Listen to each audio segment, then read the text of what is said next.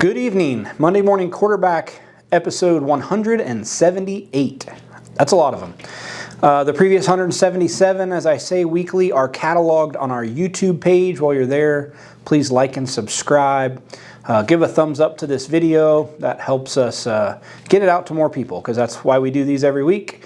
Tonight's topic, we're going to talk about how a shock actually adjusts. I brought up some internals. We're going to show you when you are adjusting the adjuster on your shock, what it's actually doing. And this is a pretty common design across multiple brands of shocks. Now, there are other ways to adjust a shock, but this is probably the most common, a typical bleed adjustable shock that we will talk about tonight.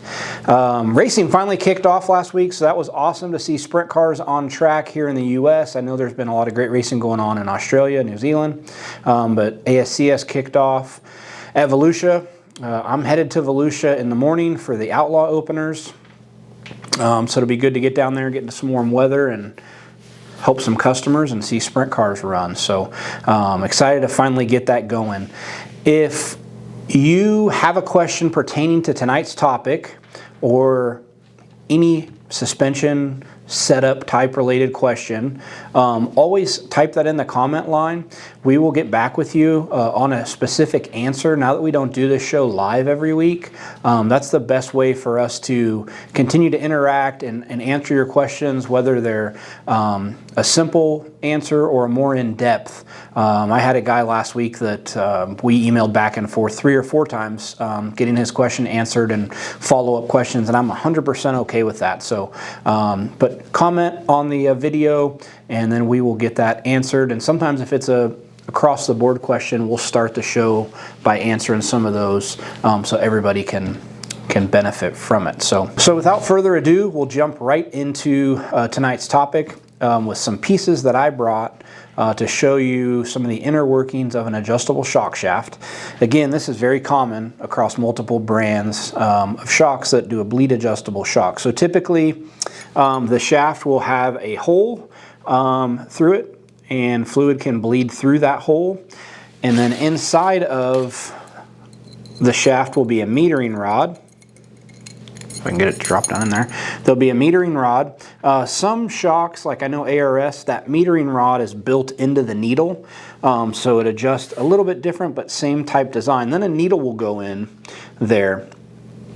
And that needle is what's going to seat up against the jet and block that hole off. Now, those needles come in all sorts of different shapes, from like almost straight a 1 degree taper to like a 20 degree taper. And obviously the more taper it has, the more fluid that can flow through that jet, and that will enlarge your adjustment range. So we have, I should have counted before I come up here, 7 or 8 different degree needles that we use based on the application. So like a left rear where we want a lot of control, we're not looking to have this giant adjustment range. We really just want to control our 0 and 1 inch number. That will use a smaller degree needle, like a 1 or a 3 degree needle, so not a whole lot of taper.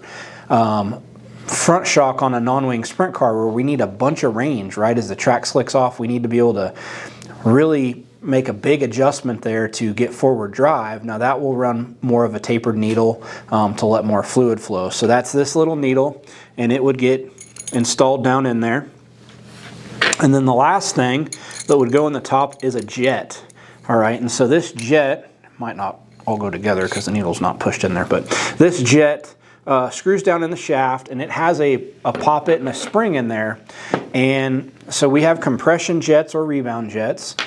And so if it's a rebound jet, that poppet will check off when it goes into the compression direction, but in the rebound direction, it'll allow fluid to flow through and bleed out of that shaft before the main piston stack opens. So as you screw your adjuster into your shock, it's pushing that needle up into the shaft, and then the needle, when it's at full stiff, will perfectly seat up inside of this jet, right?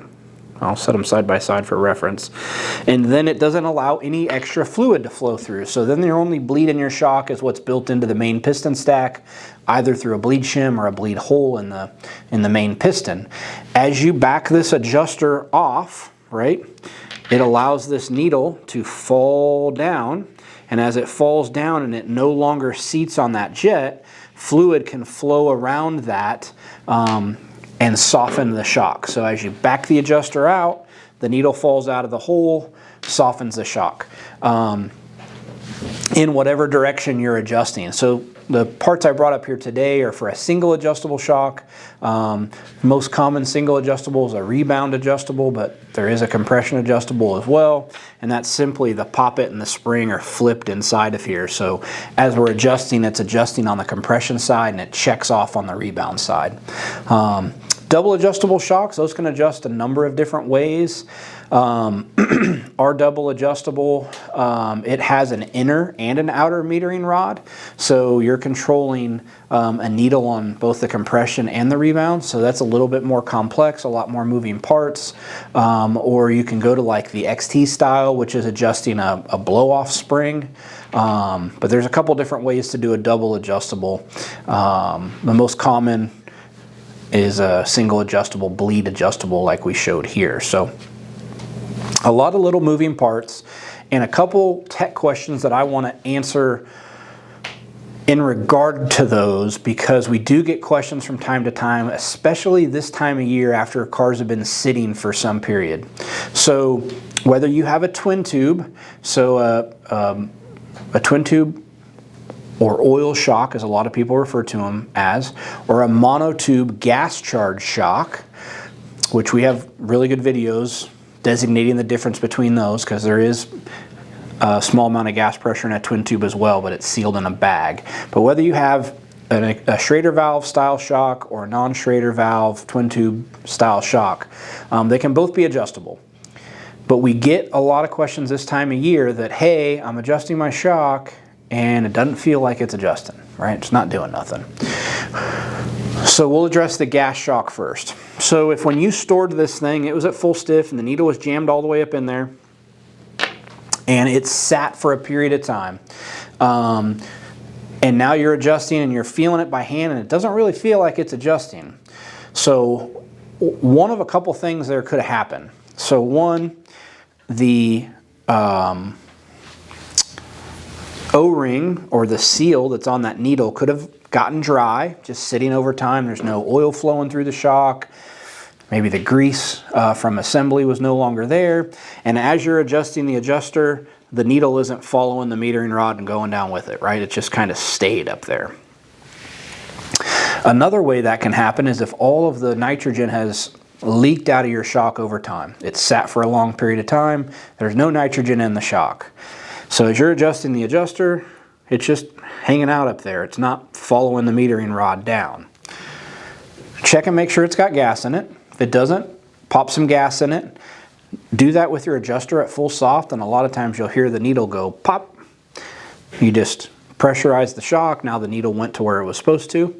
The other thing to do is try to stroke that shock by hand a couple times, get some fluid flowing through there. 9 times out of 10, if this thing is stuck, that'll pop it free and get it going. On a twin tube shock, there really isn't a lot of internal pressure.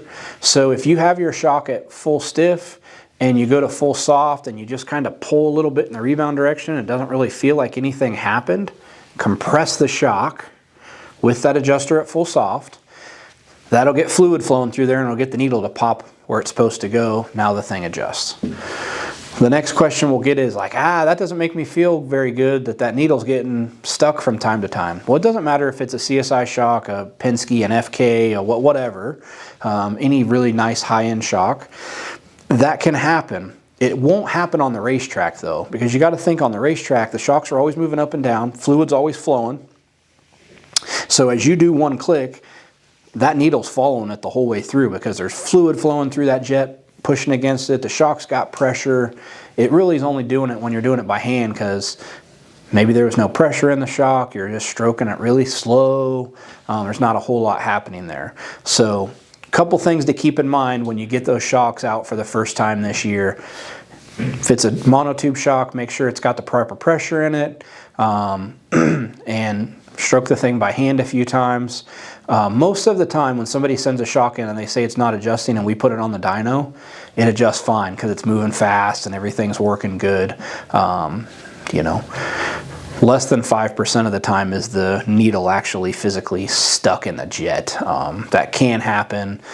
Most of the time when we see that, somebody got overzealous with the adjuster knob on the rod end and they tightened it really tight, and then the thing sat there for a while and the little needle just is stuck in that jet, and we have to take it apart and re-lube it. But I hope that gives you a better idea and some insight on how an adjustable shock works.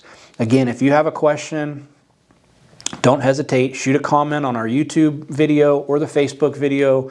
We will get back to you and get that question answered.